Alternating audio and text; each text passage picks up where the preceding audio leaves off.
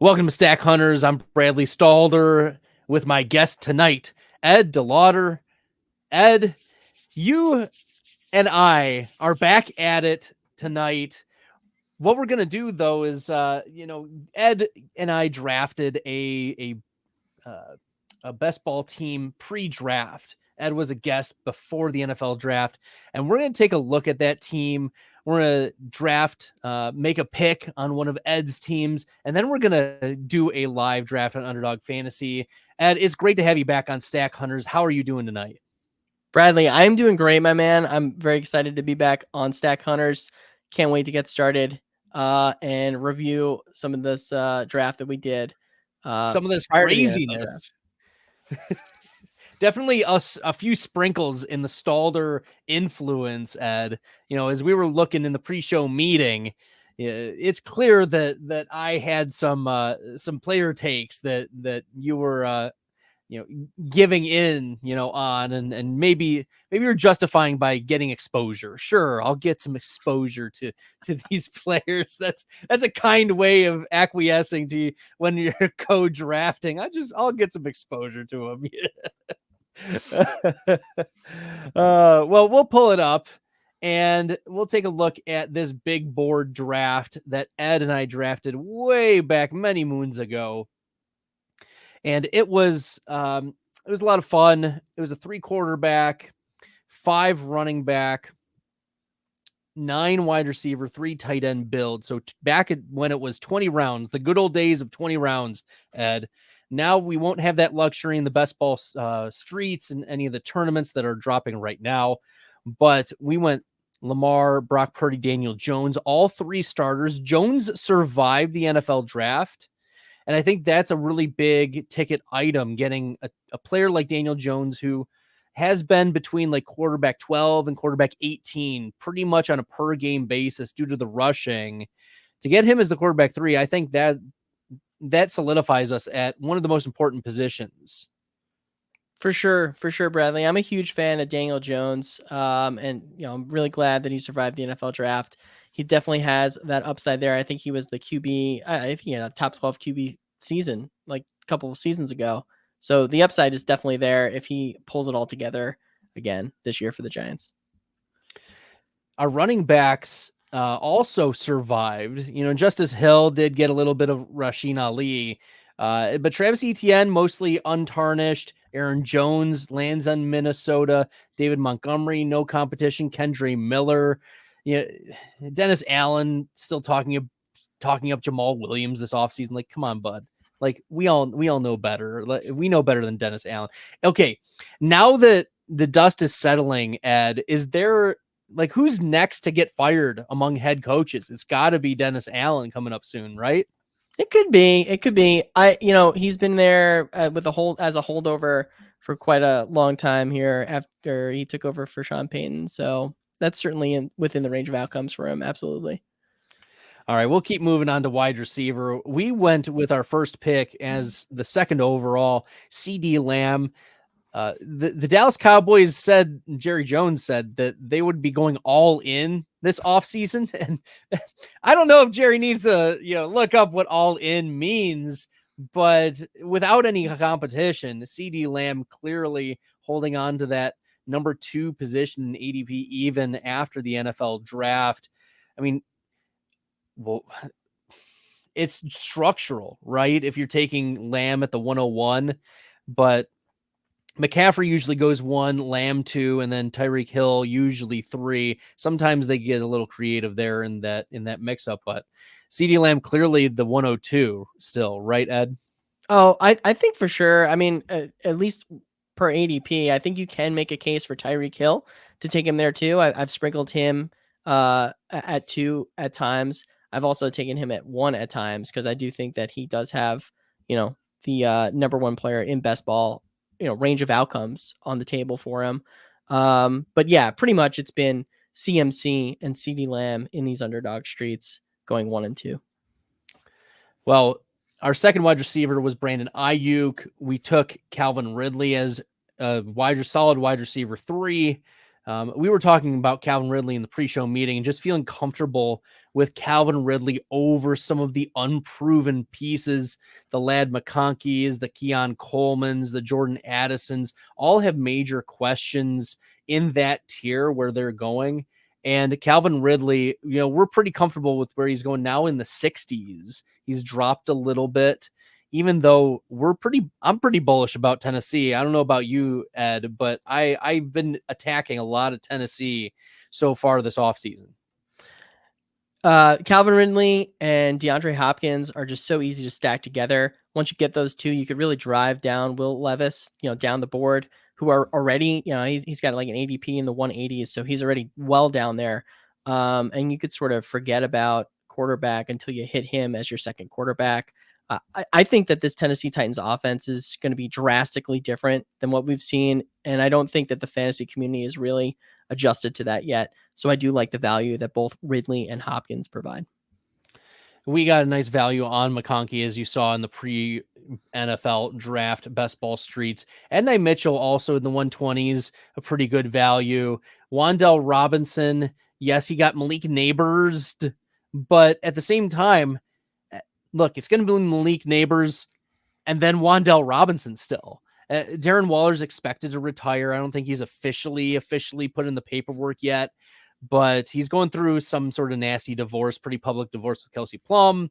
And, the team has had difficulty contacting him. I think Wan'Dale Robinson can still get into that 18% target share and be a solid number 2 option, receiving option on this Giants team that after Neighbors, who's it going to be? It's going to be Wan'Dale, their former second round pick. So I like him as a value. I've been drafting him everywhere. Same here, Bradley. I think CeeDee Lamb was on a show this offseason, and he talked about, this was prior to Malik Neighbors going on to the Giants, and he was talking about how the Giants' best playmaker, if Saquon Barkley were to leave them, which he ultimately wound up doing so, was Wan'Dale Robinson. And there was also a report that, Daniel Jones was, throwing to his ones and two, number 1 and number 2 wide receiver this OTA season with Malik Neighbors and Wan'Dale Robinson. He's pretty cemented as the number 2 there, and he's got a great value where he's going in these underdog drafts. As you mentioned in the pre-show meeting and pointed out, Devontae Walker, we backdoor stacked with Lamar, and we also got a Juwan Jennings stack. That was pretty nice. And then Evan Ingram, it's such an easy click, Ed. Such an easy click. It's going to be Christian Kirk. It's going to be Evan Ingram, at least to start the season. And then Brian Thomas will come on later in the season, we expect. But just clicking Ingram is such a gimme. And I understand that a lot of best ball players are in on the elite tight ends, the Kelseys, the McBrides, right? The Sam Laportas of the world. But the Kittles and the Ingrams are just so easy to click after that tier. And you've got your running backs and your wide receivers. You filled your flexes almost. And then you've got players like Ingram who can get 120 targets pretty easily. Yeah, Ingram is definitely my firewall tight end, so to speak, Bradley. I have been going a lot of the elite tight end builds. I've been hitting up Dalton Kincaid, some, Trey McBride, also with a lot of Kyle Pitts on my team so far. But, when I missed out on those guys because I'm prioritizing some, other positions, maybe I went with a double anchor build. Maybe I just wanted to go crazy on receiver. Ingram is sort of like the last guy that I'm clicking on that I feel really good about at the tight end position. Yeah, such a tier break after Ingram, and then it's questionable upside the rest of the way. And we do have questions. Can Njoku repeat with Deshaun Watson? Right? Can Cole Kmet carve out a role even with all of those other wide receivers there? It's just major questions with the tight ends that follow after Evan Ingram. But Michael Mayer got Bowers in the draft. That hurt certainly, but we got him 15 spots after ADP. It's not going to be as disastrous as it could have been. And then Donald Parham as a last round, okay, Okay, I don't know what we were thinking, but maybe we ran out of time for that one. We'd have to replay it. Nevertheless, this was a lot of fun looking back on February 22nd of 2024. Got some values, didn't lose out on too much value, and I like how we set up our team, even though it was a 20 round team. Still feel like it's preserved pretty well and held up over the last couple months. For sure. It's not the best. We hit some landmines with the NFL draft, particularly a tight end. But I still dig it, Bradley. I still dig it. All right. Well, right after we get back from our commercial break, Ed and I are going to do some drafting. We're going to do a slow draft, and we are going to go into doing a live draft. This is pre-recorded, so sorry, y'all. Ed and I are recording this on Tuesday, May 28th, but nevertheless, it's been a lot of fun going so far, and we're going to have more content for you right after this. This episode is made possible by Underdog Fantasy, and Underdog Fantasy is the leader in best ball. When you go to join an Underdog Fantasy best ball draft, it fills very quickly, especially now. It's Best Ball Mania season, baby. Best Ball Mania 5. I can't believe they're at Best Ball Mania 5 already. $15 million in prizes. They're giving out $15 million with $1.5 million to first. Playing in best ball leagues makes you better. It helps train you on player value and strategy. And Underdog offers a lot more than just best ball contests. They offer pick'ems. My new favorite, the golf pick'ems. But they have the NBA pick'ems, baseball pick'ems going on throughout the offseason.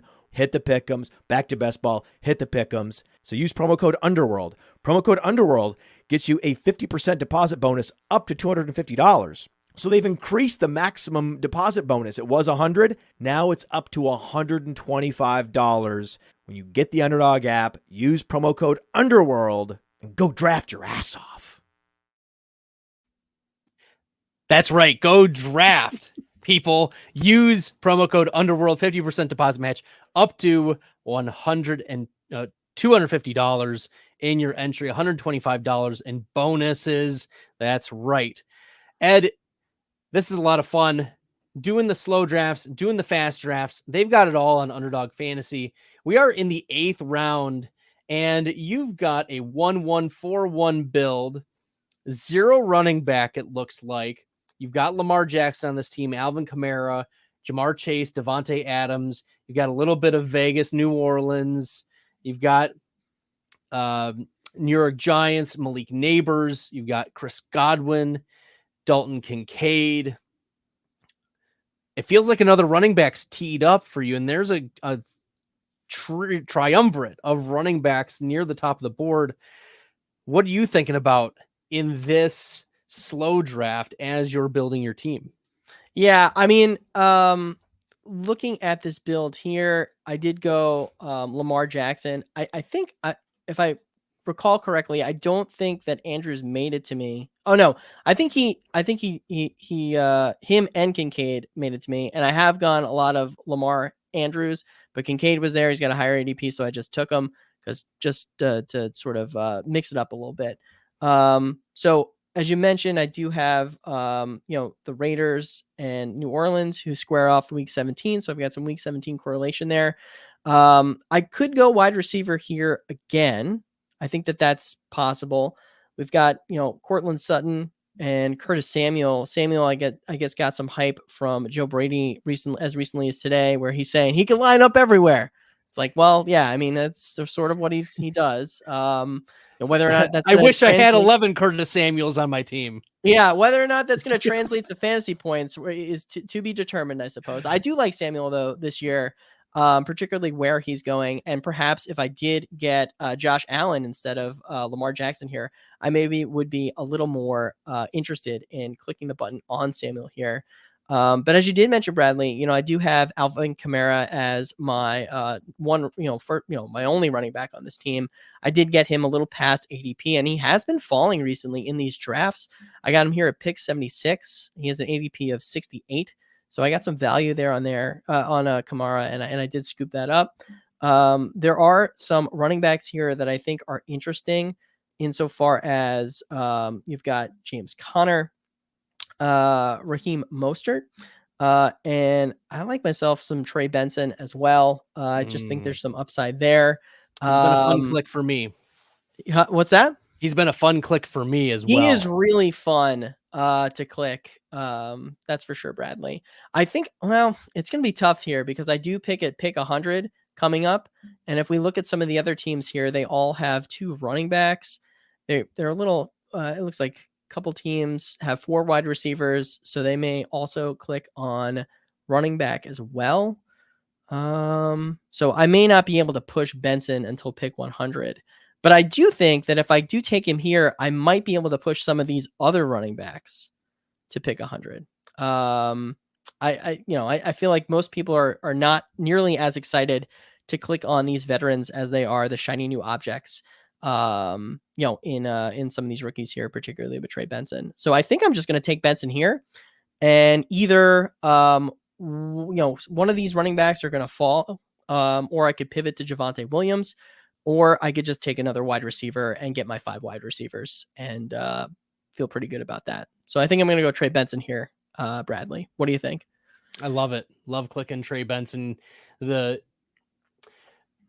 upside is just so massive. We've seen what Arizona can be with James Conner, and James Conner's on the last year of his contract. He is an aged running back who has a very strong history of injuries. And he plays the running back position. So all of those reasons are for us to think, hey, Trey Benson getting 3rd round draft capital. He is the future. And Arizona is very interested in at least giving some looks. They wanted a pretty good running back too.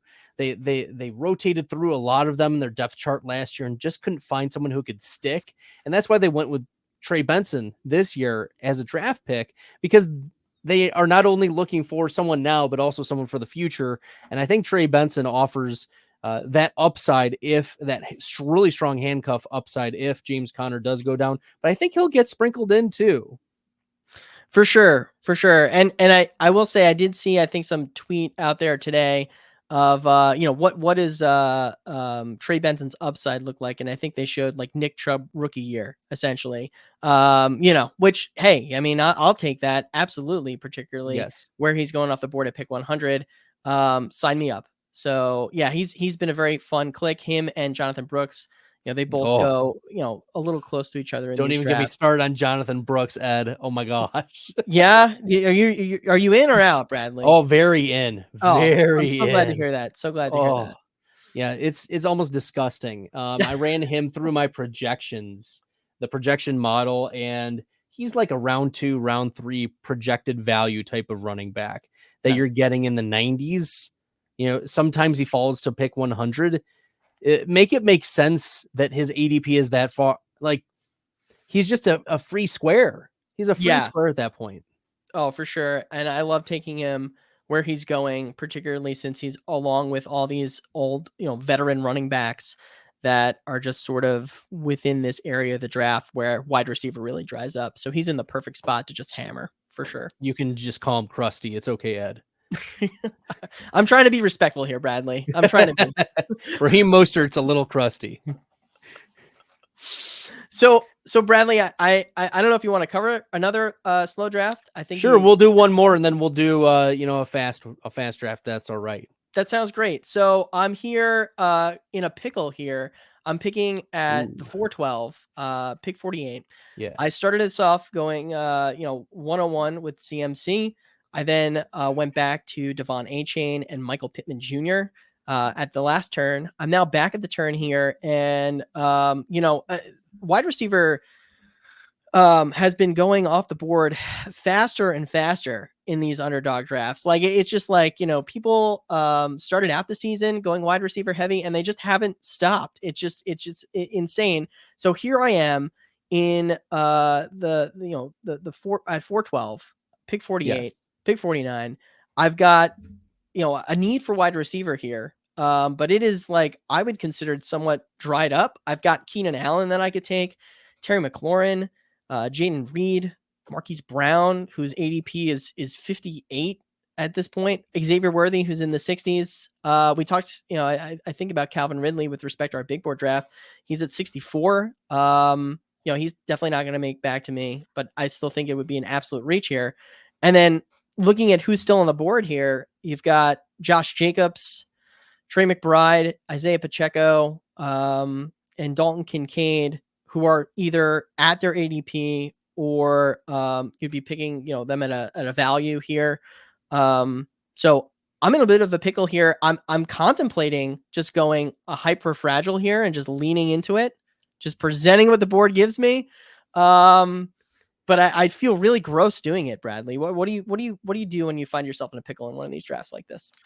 Yeah, I try to find, like, is there another lever I can pull? If I'm struggling with, is this the position? Can I look at a week 17 correlation? Can I look at an ADP value? Can I create a new stack for myself? And those are the types of like levers that I'm going through as I'm making these types of decisions. If the decision isn't immediate, like I feel like I'm in a similar position, because I'm looking at yours and I'm like, ooh, I kind of feel like this is dried up, but I also, like, you can't ignore that you do need a little bit of wide receiver. So I don't think you can go, like, you're going to have to select, I think, either Keenan or Terry McLaurin here. One of those two. Yeah. I mean, I think, but then picking one off, I don't think you need to pick both. You don't need to feel pressured to pick both. But I do think that you need to select one and then say, all right, is there a Cleveland player? Is there, a Detroit player? Is there a New York Giants player? No, there's nothing. Or instead of saying Chicago, is there Houston, around there? CJ Stroud and no, it's no, that's not going to work. It's not going to work. I mean, this is like the biggest. There's so many different levels that are just not working out for this one. It's true. So, it's the biggest pickle. Do you go I've been in. Dalton Kincaid and James Cook? You go 2 Buffalo taps. You could do that for sure. That makes it sound a little less gross for sure. I do like Kincaid too. For sure. But then you're left with, well, looking ahead, the next 3 picks already have 3 wide receivers. They're probably not going to all tap them now that they're tapped out, and they're probably going to be a little bit more afraid. Yeah, it goes 3, 3, 3, 2, 3, 3, 2, 3. Exactly. All of them have multiple wide receivers. So the chance that they get completely dried up, I think there's going to be an ability for you to double tap some wide receivers that maybe we like at that tier better anyways. So, we can look at, there is a little bit of ADP value with Josh Jacobs. That's a possibility, but it's going to be hard to pass up, Keenan Allen, I think, or a Terry McLaurin. Yeah, I think I'm going to go McLaurin here. Only because, Jane Daniels is a little bit later in the draft than Caleb Williams. And maybe I could get him to fall a little bit more, because I am going to have to like hammer wide receiver here. And I'm probably not going to be done hammering wide receiver. No. Until when either of these two quarterbacks in Caleb Williams and Jane Daniels are ready to get picked at their ADP. So that does present a little bit of a pickle, but I think I'm just going to go McLaurin and Dalton Kincaid, and just see where else this draft goes, because it is like I said, one of the bigger pickles I've gotten myself into. So there we go. We'll see. It has been determined. All right. Okay. So Brett, do you want to do a Best Ball Mania 5, Bradley? What do you want to do? We can do whatever you want, Ed. Let's do it. The screen is yours. Nice. I got to make sure I don't click slow draft, because that's really all I do. So we are in a fast draft here. Yeah, for those who are not familiar with Ed, make sure you guys are checking him out and his partner Jeremiah Retzlaff on Destination Devy's Best Ball Night School, because they've been crushing it in the slow draft streets. Make sure you guys are checking out their podcast. It is it's worth a listen. It's great. I really, I highly recommend it. I listen myself. It's just a quality listen. Like, you guys are, I don't know. I hope you're not offended by this. Like you guys are like slow jazz in the background. Like I listen to it. I'm like, yeah, all right. Yeah. So if you want like a good listen to some best ball analysis, check out Ed and Jeremiah's podcast on Destination Devy Best Ball Night School. I appreciate that, Bradley. I really do. Jeremiah and I actually just took our midterms here. So we did take, I think I did a fast draft. He did a fast draft.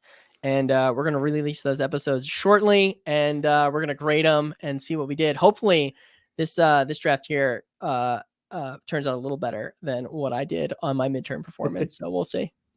We will. Yeah, so this is the nice thing about Underdog Fantasy. Use promo code Underworld for a 50% deposit match up to $250. Is that on Underdog, the streets fill up pretty quickly. That's the beauty of drafting in the Underdog, in the Underworld, player profiler. Make sure you guys are smashing the subscribe button. Every Thursday at 8 p.m. Eastern, I partner with either a co-host or Dan Williamson to bring you some great best ball content. And Ed DeLauter is our guest tonight. Ed, what else do you want to drop while this room is filling? Well, like you said, Bradley, just check out me and Jeremiah on the Destination Devy feed for some best ball night school. I'm curious, Bradley. Well, it looks like we are picking here. So we are picking at the 102 here, which is interesting because that's where we picked our big board, right? Yes. So, are we going to do it again? What do you want to do here, Bradley? I still want Lamb. Yeah, I mean the draft just played out so well for him and set up so well for him to smash. If we go Lamb, what do you think if the guy at 101 goes Lamb though? Which happens, so as you can tell, based on Christian McCaffrey's ADP of 1.2, McCaffrey is not the 101 about 20% of the time. So that 1 out of every 5 times he is falling to the 102 or sometimes to the 103. So you do have to prepare for that possibility, like Ed and I are doing. CeeDee Lamb, Tyreek Hill, I've had both of them, and I prefer CeeDee Lamb, frankly. I like the Dallas Philly week 17. I like Dak Prescott's value and Dak Prescott's ability to access ceiling. Tua, as we know, really struggles to access ceiling. So I'm here for the better quarterback. I'm here for the better week 17 because Miami gets Cleveland, right? In week 17, not a matchup that I want, given that McDaniel struggles to make adjustments throughout the offseason, and the Browns defense last year was one of the best defenses in the NFL. I don't care if you have Tyreek Hill on your team. You've got a whole dog pound, and that defense continues to get better. So, if I have to coin flip between Lamb and Hill, it's usually Lamb. Yeah, it's that's definitely where I'm at with this too, and also because it is really hard to get CeeDee Lamb past 102. So if you've got the 102, you're either going McCaffrey or Lamb. So we went Lamb here. In regards to that week 17 matchup with the Browns and the Dolphins, I mean, I've seen some people overreacting to that, in my opinion, and I've seen Hill go down in these drafts to the 105 area. I don't know. I mean, people are just really overreacting to that at times, and I will scoop up that value all day long. But we went Lamb here, and I'm pretty happy about it. Yes, very happy about it. And then on the way back, we can almost preview what could happen on the way back. A couple clicks that I've liked, in this spot, like the Olave, Devontae Adams, Deebo Samuel, and Nico Collins tier are some of my favorite clicks, but as Ed, you saw me tweet out, if we had gone Hill, it's very interesting sometimes to go Hill and then Waddle and then Achane. And that's been a pretty popular attempt. I've tried that a few times, given the amount of drafts that I've started Tyreek Hill with, to see if I can get that trio. Sometimes I can, sometimes I can't. But what's your philosophy of taking multiple players from the same teams in the first like 4 rounds of drafts. Is that something that you're thinking about, or is it just if it happens, it happens? Like, how are you approaching that type of strategy? Yeah, I mean, it's definitely something that, depending upon where you're at in the draft, you can really make it a priority and be successful with it. Like, for instance, here, like in this draft, AJ Brown went at 10. He, to me, has to push to 11 in order for really to do the whole, Eagle stack where you go, Brown, Barkley, Smith, and cap it off with Hurts. So I've not been able to get all 4 of those in any of the drafts, and I've tried a few times. It's hard. It's hard. It's very hard. I did it once. I luckily was able to do it in a Best Ball Mania. So because Waddle at 2-1. Oh, whoa, wow, that's spicy, man. That's ooh, spicy, baby. Yeah, I mean, I'm glad we didn't go Tyreek Hill now. Jeez, yikes. Yeah, wow. I've never seen Waddle go that high. Neither have I. He's been steaming boards lately, though, Bradley. Absolutely steaming. I think you noted on Twitter that he's now going above Achane, right? Yes.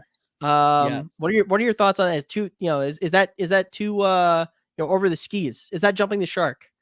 Like Absolutely. This guy did, taking Waddle at pick 13. Is that last just year? Jumping the shark? Jalen Waddle was the wide receiver 31 in best ball value rating. 31. Here are some names of players who had a better season for best ball than Jalen Waddle: Adam Thielen, Cooper Kupp, Jakobi Meyers, Jordan Addison, DeAndre Hopkins, Michael Pittman. Those are just some. Those are like the lower. Mike Williams on a per game basis had a better season. Wow. He only played like a couple games, but whatever. The point being, Jalen Waddle was not good last year for your best ball teams. This board is all over the place, Bradley, too, because Sam Laporta just went at pick 18. What is happening here? Let's go, baby. What is happening here? Sharks and the minnows. Let's go. Oh my God. Wow. You love to see it. You love to see it. Dude, are we going to be able to get Brandon Ayuk at pick 23? No, he just went. There we go. Okay. It's been Bradley, hard to get the San Francisco triple stack of, McCaffrey. So the 101, 102, Ayuk, and then Deebo. It's impossible now. It is impossible. And it's been impossible. I don't, based on where those ADPs are at, I'd be shocked if anybody's got that in the bag. So here we are, Bradley. We're back on the board. We've got Devontae Adams, Deebo Samuel, and I do have Devonta Smith highlighted in the queue for correlation purposes, but I think we could wait for him. Love Deebo. Deebo. You want to go Deebo? Yeah. All right, let's do that. That's fine by me.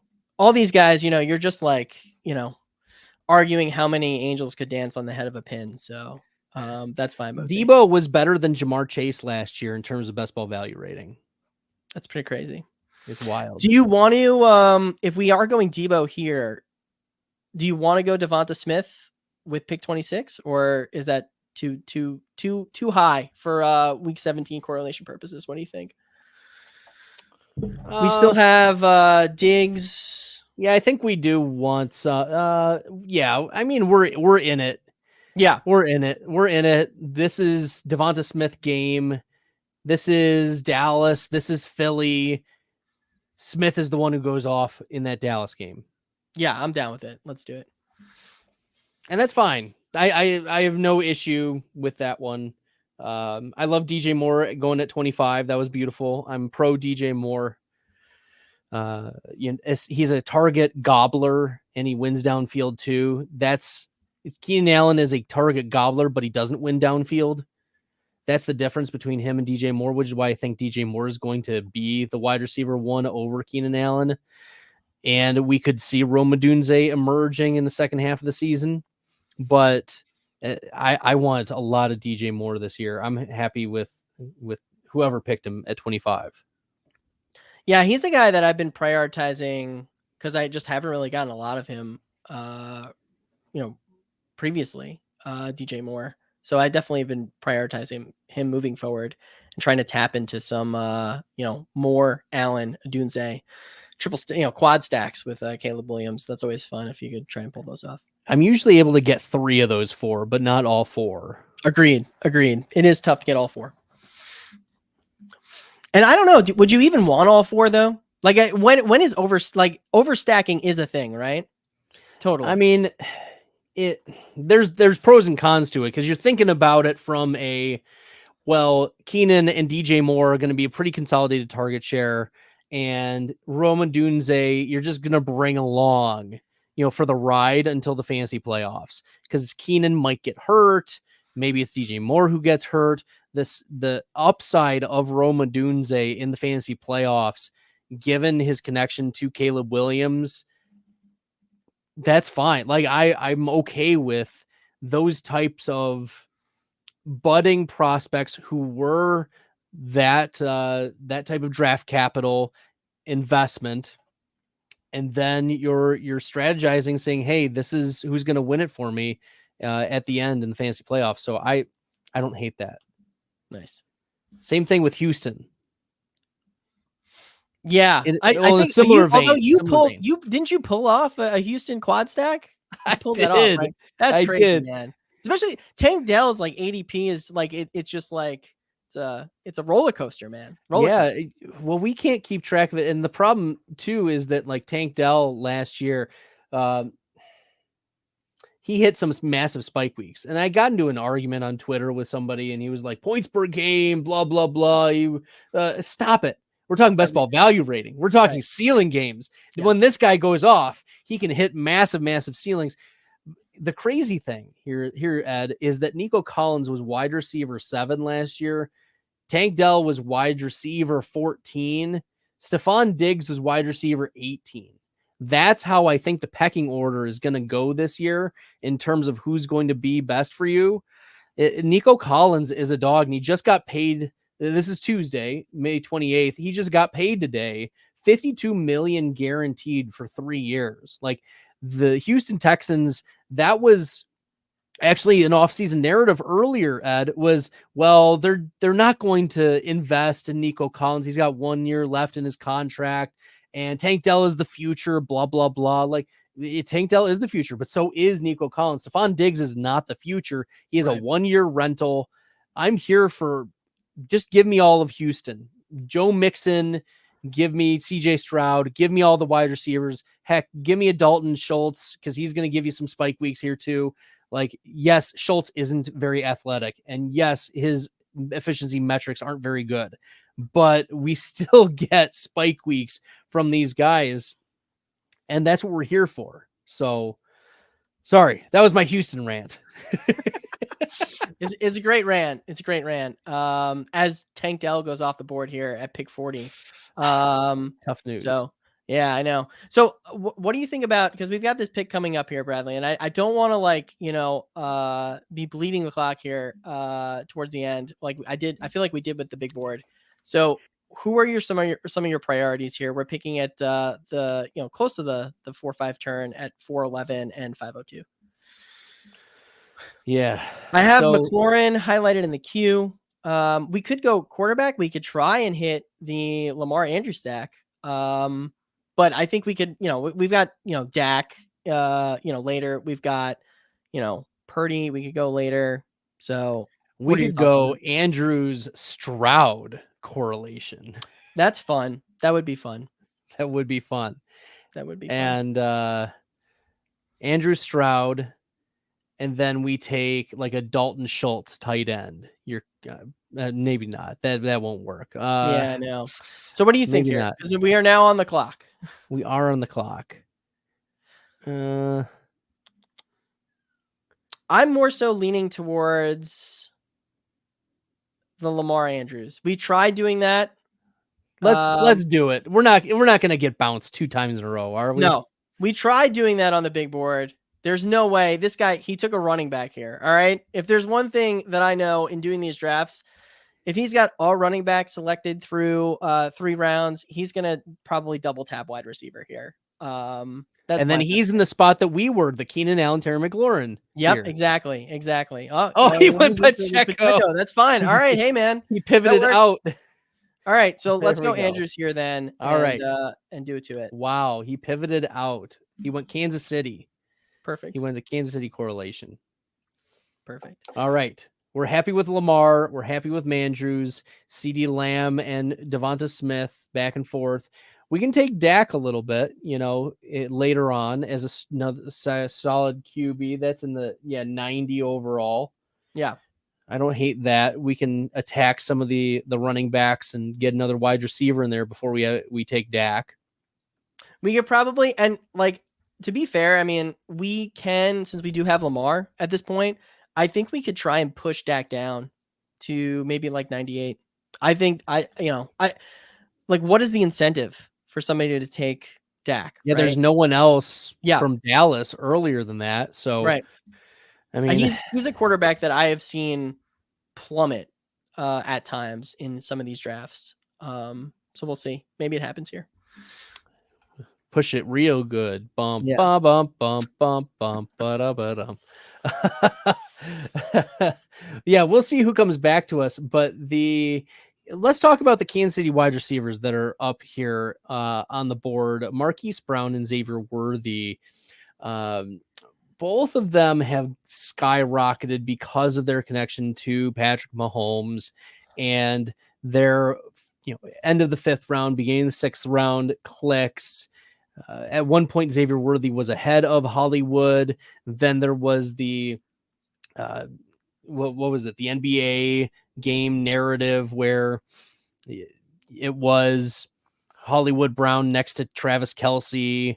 Maybe we just missed Xavier Worthy as he was going to get beers for everybody. Yeah. But the reality is I feel more comfortable clicking Hollywood Brown over Xavier Worthy, given what we've seen from previous 2nd round wide receivers in terms of their overall 1st round wide receivers in terms of their production right away for Kansas City. We think of Sky Moore. We think of Rashee Rice being strung along for half the season, even though his efficiency metrics were really good last year.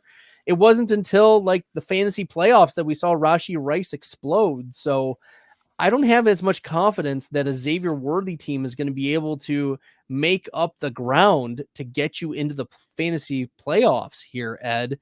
That's my concern, is that it's Hollywood who is the pretty clear wide receiver 1 on this team. Yeah, and unfortunately, based on their ADPs, you sort of have to, plant that flag on one of them. So I do agree with your analysis on that, Bradley. Especially since Rashee Rice, I mean, his ADP, may have him left for dead. I've seen him go as low as, in the 90s, but he's seen hundreds for Rashee Rice. He's coming back. I mean, he'll come back from whatever suspension he gets. I think it's probably going to be something small, 4 games, whatever.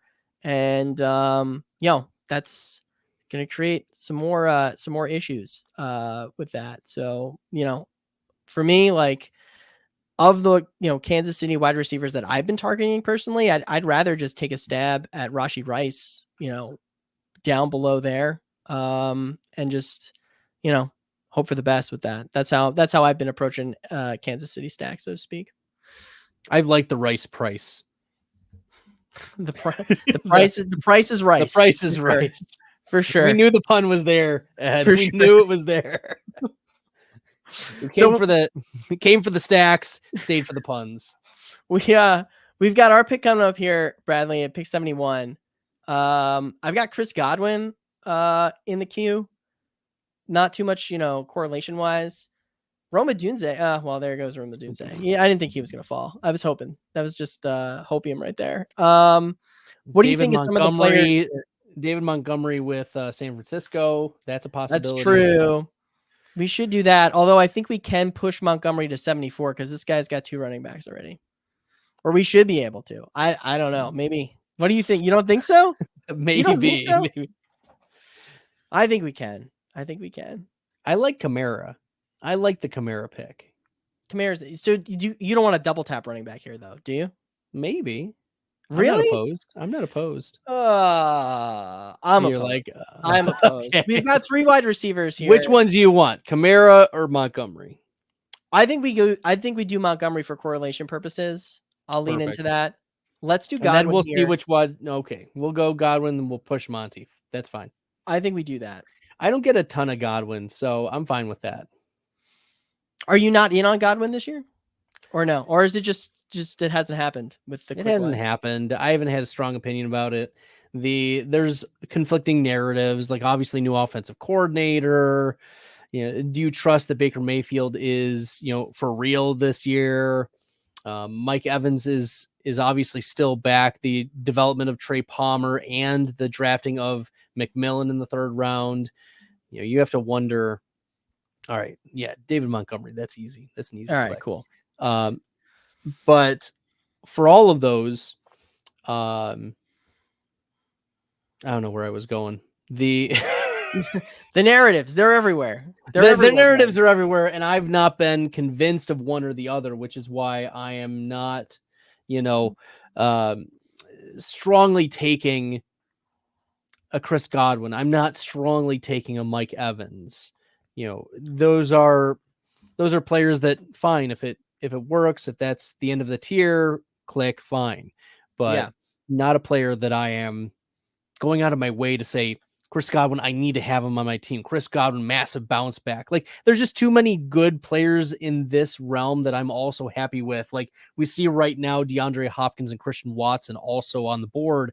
And I like those players too. Like, I think the upside for DeAndre Hopkins and the upside for Christian Watson is significantly higher than Chris Godwin, but Godwin offers usually a pretty safe PPR floor. Now, this is half PPR, so it's, a little bit lower, but fine. We've got some nice upside pieces, and it's always important to have, these solid rocks in your lineup. So I don't think poorly of Chris Godwin. It's just, he's not a player I've been clicking a ton. Yeah. I mean, for me, comparing him to the wide receivers that he goes around, it's like, it's him and like Jordan Addison and a bunch of rookies. Yes. It's Brian Thomas, it's Lad McConkey, it's Keon Coleman. Like, to me, like, he's been a very easy click for me, particularly because I'm not really prioritizing another running back around where he's going, unless like Aaron Jones falls really. And the other part is there's no like correlation or stacking that is making you think about Tampa Bay very much in the first half of the draft. So he's not been on my mind very much in terms of, because it's Carolina week 17, right? It is, Tampa Bay. Yeah. So who is going in the first half of the draft for Carolina? It's Deontay Johnson, right? That's it. And now we're looking at Jonathan Brooks. Well, I know that we were, I was going to say it is Carolina week 17 and it is Jonathan Brooks here. We are, I don't think he falls to us because we are at 95, but it'd be really nice if he did. Nice. And even with that, like, if you want to stack into that game, I think that you probably could speculate a bit on that and be fine. If you want to go, like, just take a, stab in the dark with one of the Carolina receivers and just to get that. Xavier Leggett. Yeah, no, seriously. Yeah. Leggett. Or even if like you want to really like punt, running back and get like Chuba Hubbard late or something like that. It's super viable, I think. I know that I've hit up a couple, Bucks and Panthers like correlative stacks thus far. So let's see, where are we at now? Brooks goes off the board. Yeah, 89. That's a bummer. But I didn't think he was going to fall to us. Anyways, we do have, I think, a good picking running back here, though. Yeah. Yeah. I mean, and that's another reason why I wasn't really interested in going Kamara there and Montgomery, because I think that we have a good selection here to choose from. And like I said, I think that we can push. I think we're going to be able to push Dak to 98. Or if you really want to try and push it further. I don't think I do, though. We can try to push to 98. I'm okay with that. Yeah, cool. So which one of these running backs sort of strikes your fancy, Bradley? I'm back in on Tony Pollard. Yeah. I mean, is he, did he off. He just went off. He just went off. Okay. I was like, he was here a minute ago. Where did he go? There? Wait a minute. And we also lost Benson and we lost Zach Moss. Those are some of my favorites at this spot. That's a bummer. I know. Well, we got to make a pick soon. Do you want to go just Najee Harris? Yeah, let's go Harris. Let's do it. I do think that both him and Jaylen Warren are like really good values where they're going. I really do. Well, let me pull up the best ball value rating for these Pittsburgh running backs. Warren was running back 36 last year. Okay. And Harris was running back 30. Okay. I'm surprised that Harris was better. Because I would feel like Jaylen Warren had more spike weeks. Just like if you asked me without looking at anything, like who had more boom weeks? Jaylen Warren by far. Najee Harris picked it up in the second half of the season. Yeah, that's true. So we did go Dak Prescott there at 98. So we've got, we're set at quarterback now. There's no reason to, dive into that anymore. Do you want to, we'll obviously take what the draft gives us here, Bradley, but do you want to go more than 2 tight ends here? I don't think so, right? Depends on, of course, the value, if there's any value that pops up. But other than that, like I've seen, so here's something that's been interesting to me, Ed, is I've seen Brock Bowers drop double-digit spots in too many drafts. In drafts where I'm like, wait, we can do what? I wasn't planning on drafting Brock Bowers, but I'm going to take some Brock Bowers because he's 10, 11, 12, 15 spots after ADP. So I've seen that happen with Bowers often. I haven't seen him fall. A lot of those other tight ends fall like that as much as Brock Bowers. I don't know if you've noticed that or if there are other tight ends that you've seen fall. The only other tight end that falls, because I've seen Bowers fall like 20 spots below ADP. The only other tight end that falls like that is TJ Hockenson. I've seen Hockenson fall like that. So I'm open to taking Hockenson if he falls too. That'd be fun. I'm here for the fun. We're here for fun. I agree.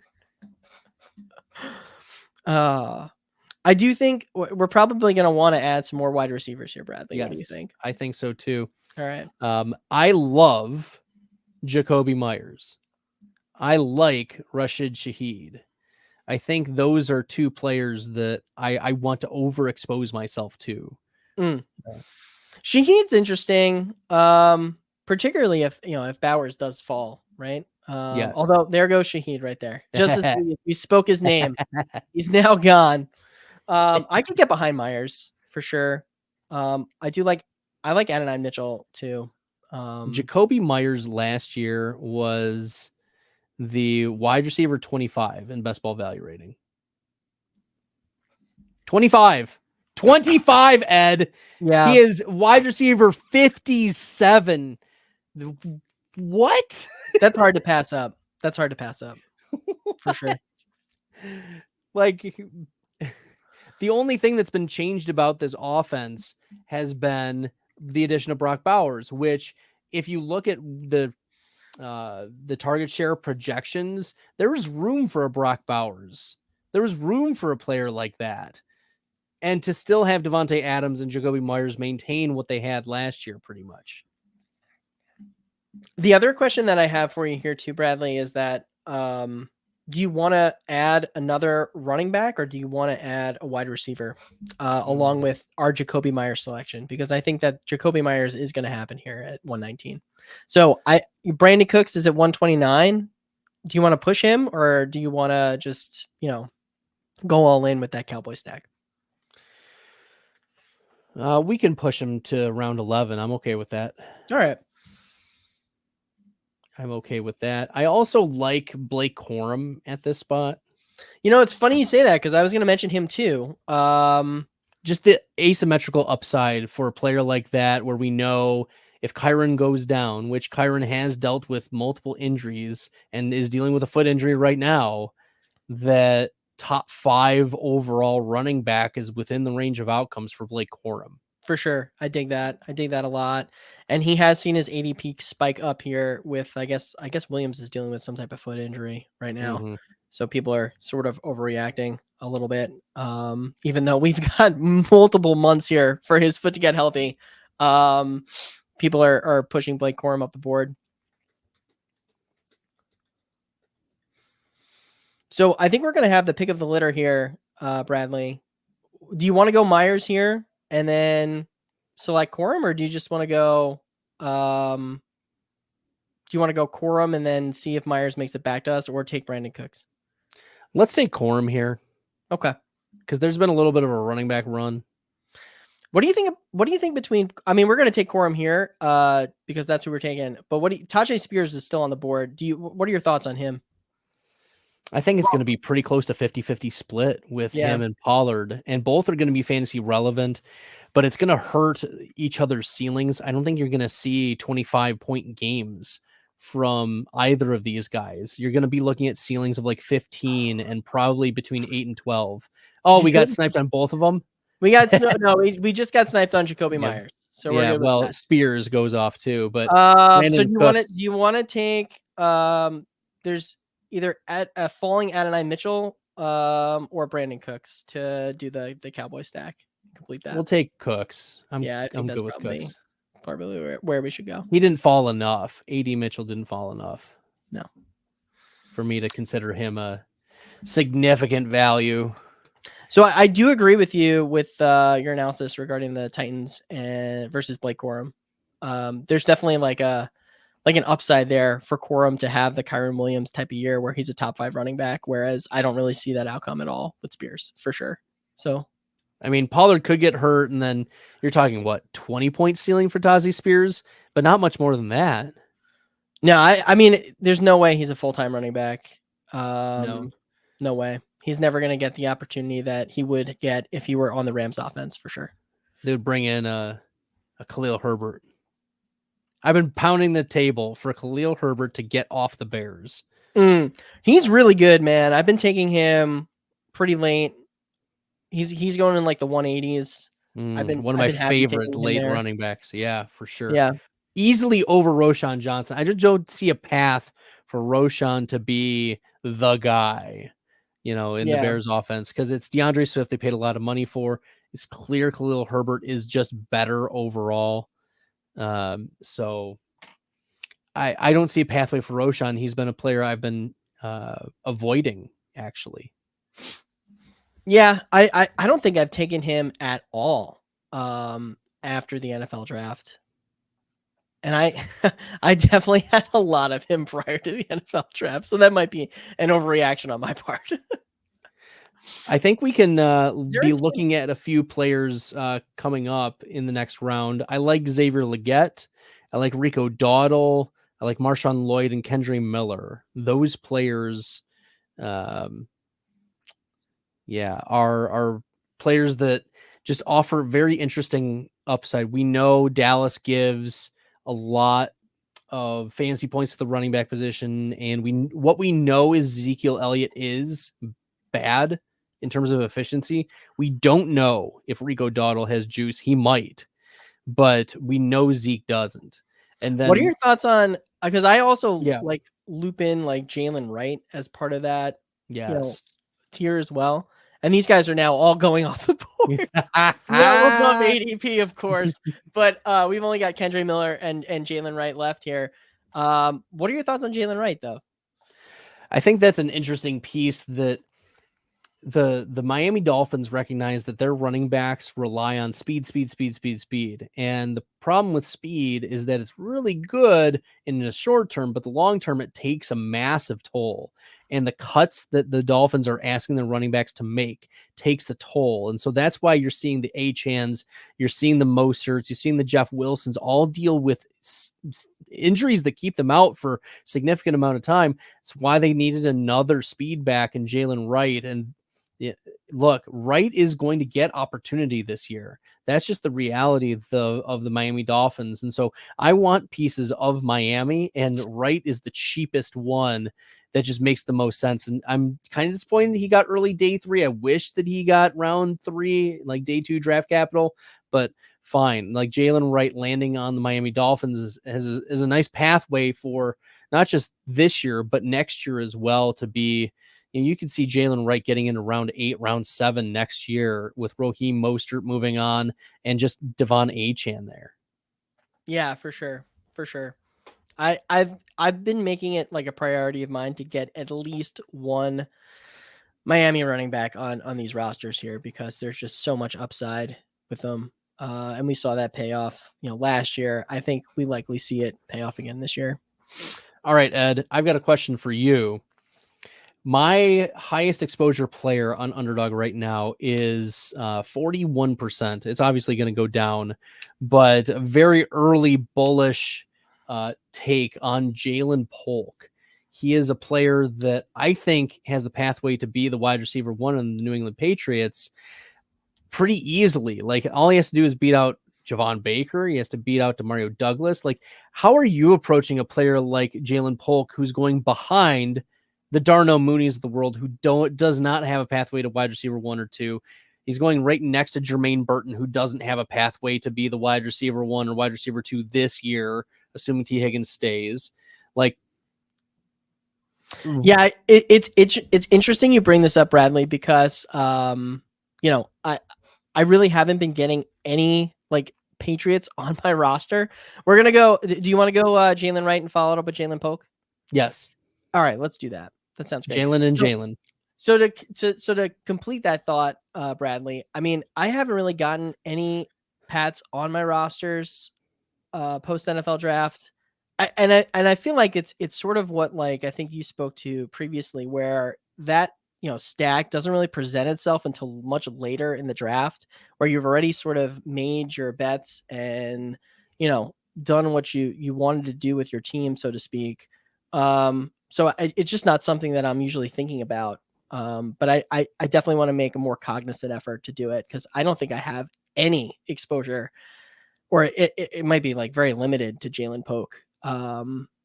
It feels like Tank Dell 2.0 scenario, where you have like an unknown. We didn't know if CJ Stroud was good last year, just like we don't know if Drake May is any good this year.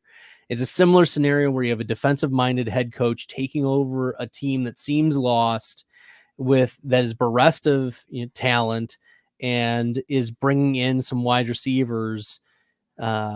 So there's certainly similarities between Houston and New England, but the fear, of course, is that, frankly, New England's still not very good, and it's just not enough talent for them to turn the corner. So I get the trepidation about putting some bets, even late ones, on New England. Yeah, I feel like there's also been a lot of hype too with Drake May. But I'm curious to see like when he actually becomes starter there.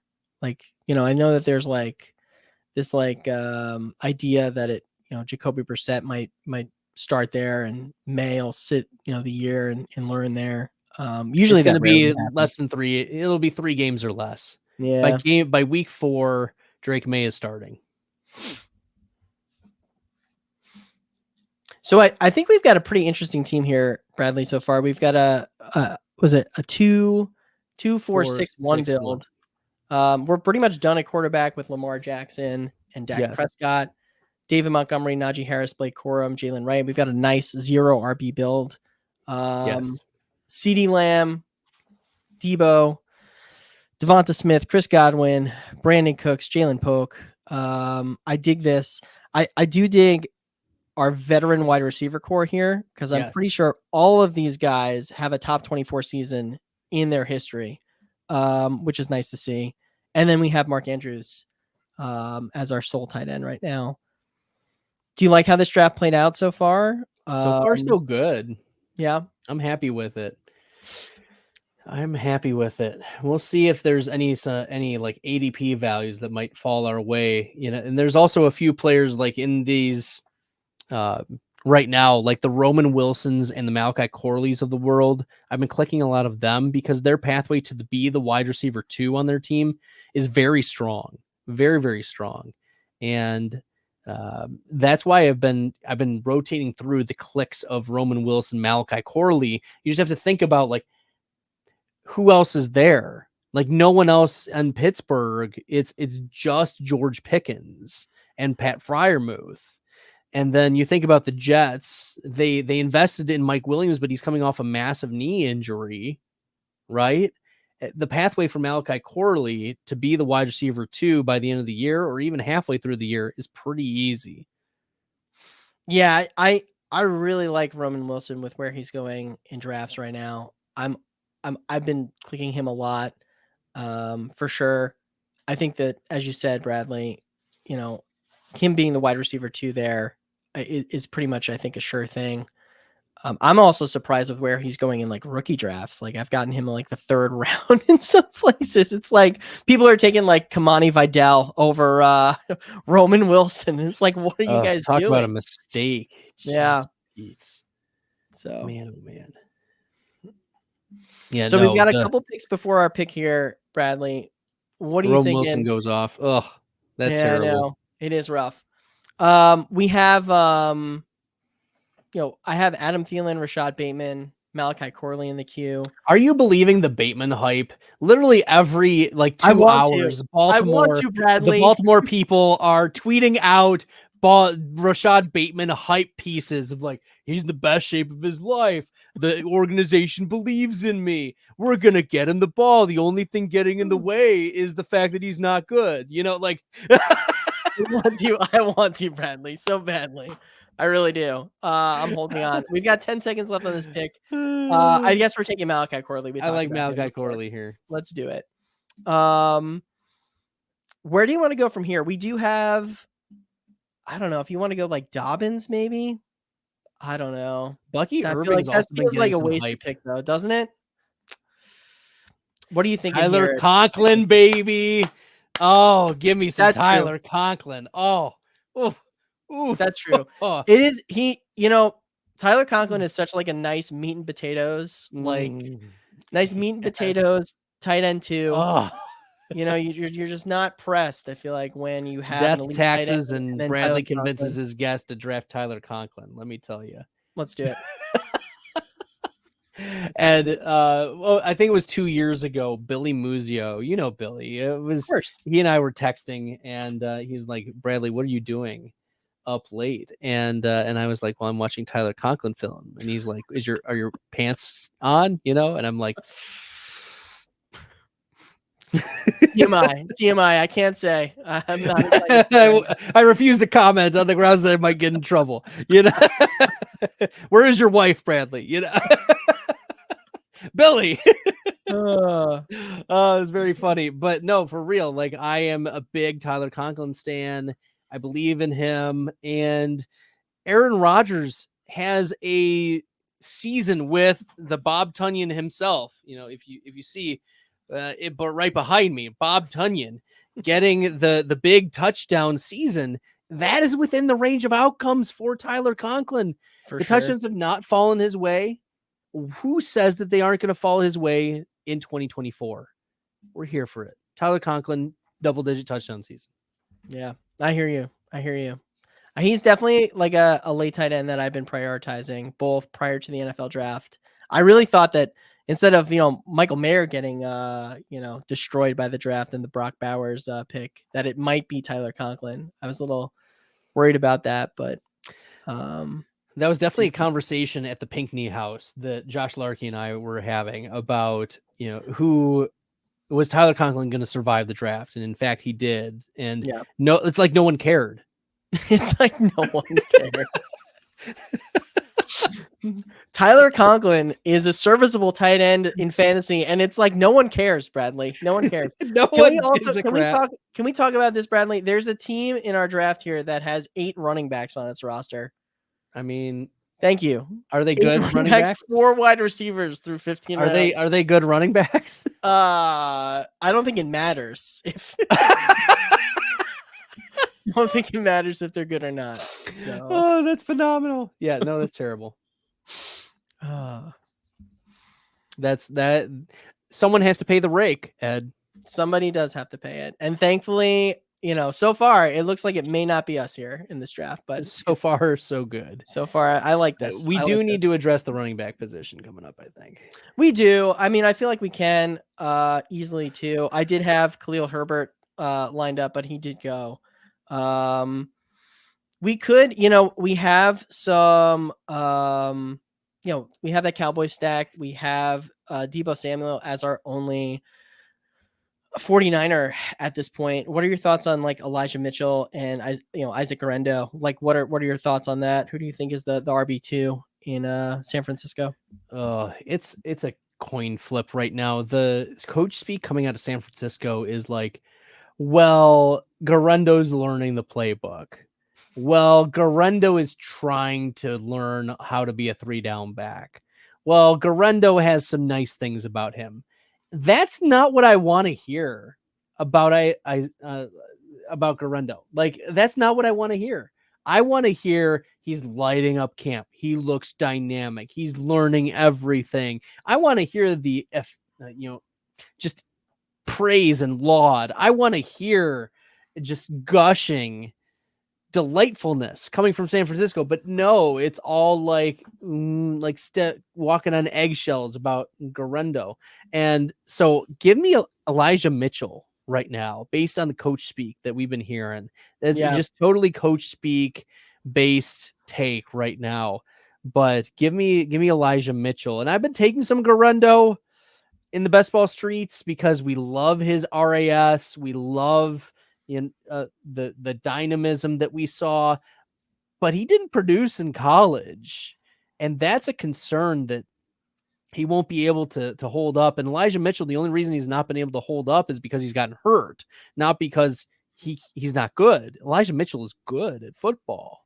It's just that his body is very fragile. Yeah, I'm definitely a fan of Elijah Mitchell. I think there was some reporter that I think asked Kyle Shanahan like last season, like, hey, how come like Jordan Mason isn't getting more run, like, behind Christian McCaffrey? And Shanahan was just basically like, because like Elijah Mitchell is really good. Like, that was his response. So I think it's definitely Mitchell. I think that the people who are drafting Isaac Garendo are like the people who are trying to make fetch happen. It's not. Oh, and there goes Mitchell, man. Bummer. Bummer. John Ross, corollary. Yeah, for real. All right, so we've got a blank queue here. We're on the clock now, Bradley. It's not good. It's not. We ran into problems last time like this. We could go Devontae Walker again, I suppose. I don't know. Sure, let's go Devontae Walker. Sure. All right, that gives us 8 wide receivers. We're definitely done there. We're all set. I think our last 2 picks are going to be running backs here. We'll do a 2-6-8-2 build. Sound good by you? Love it. Cool. Do you believe the Tank Bigsby hype? No. He's been getting pounded, like just pounded by the Jacksonville people. I don't at all. I don't believe it at all. I mean, they're gonna, they want to limit his workload, and then they're gonna realize he's still not good. He's like Tank Bigsby was really, really bad last year. Do you want to do historically bad? Do you want to do Donta Foreman? We've got some rookie running backs here that might need some like ramp up time, and I feel like I'm here for Donta Foreman. Nice, let's do it because he might be better than Jerome Ford. He could be. He certainly could be. It's possible. And at that price point at 194, sure. Why don't we take a little bit of dabbling?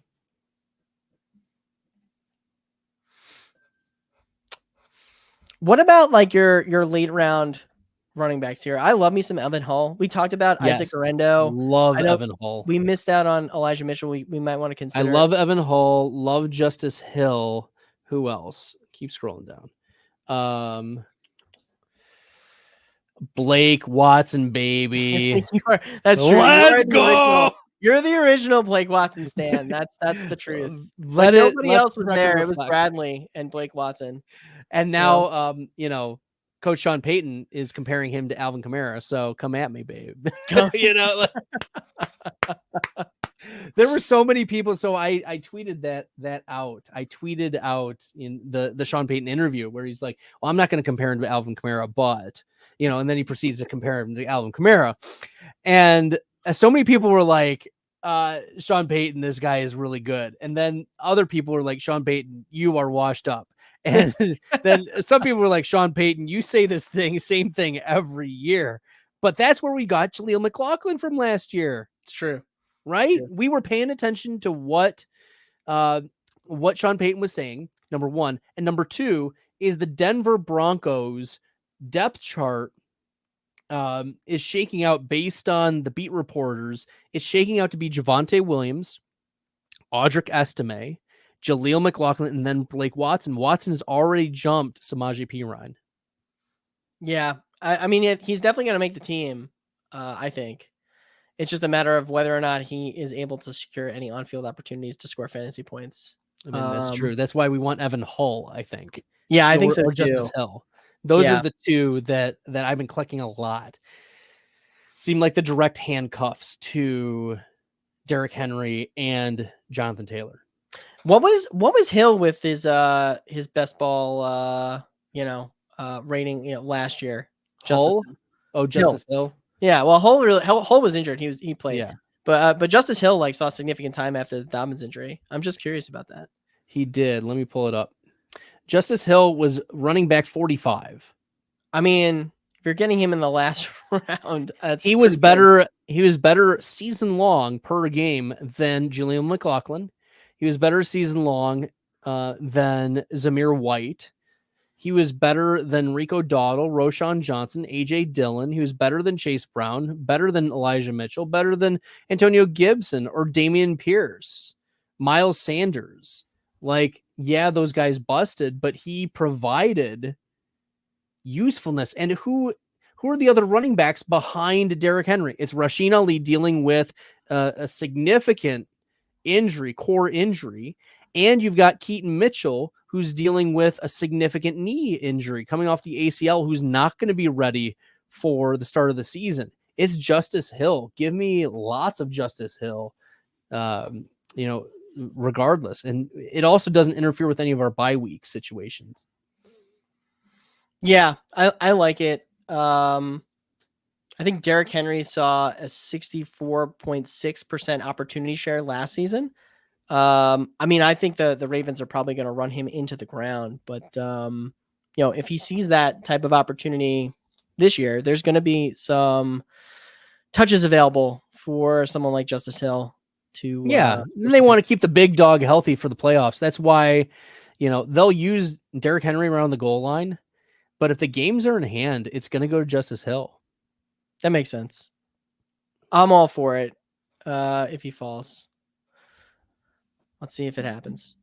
Well, if you guys are liking the content, you find all of this helpful, make sure you're smashing the subscribe button for Player Profiler. Make sure you're following Ed at FF Litigator, correct? On the X machine. The Twitter X. FF underscore. FF underscore Litigator.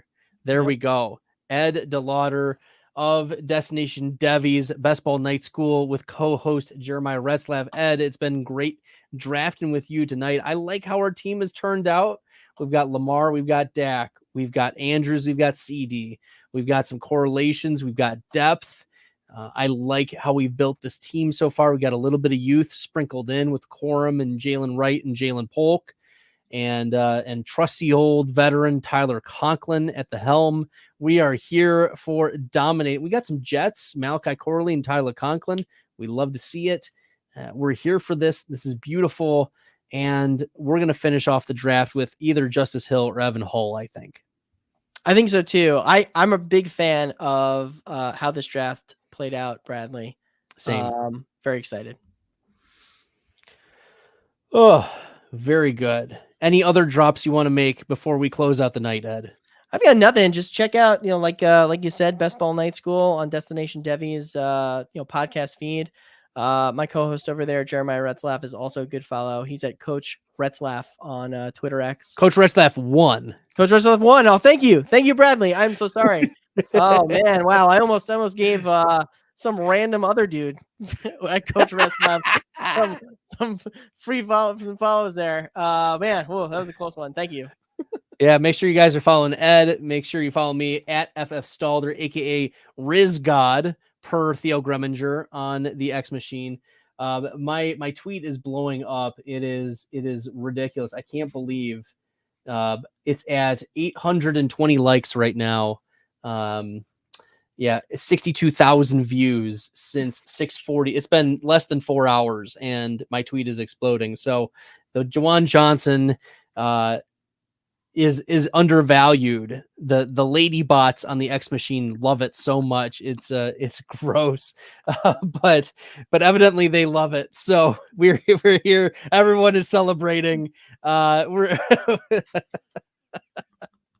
all right. On behalf of Ed, I'm Bradley. It's been a lot of fun drafting with y'all tonight. Use promo code Underworld for 50% deposit match up to $250. Until next time, everyone, good luck in the best ball streets.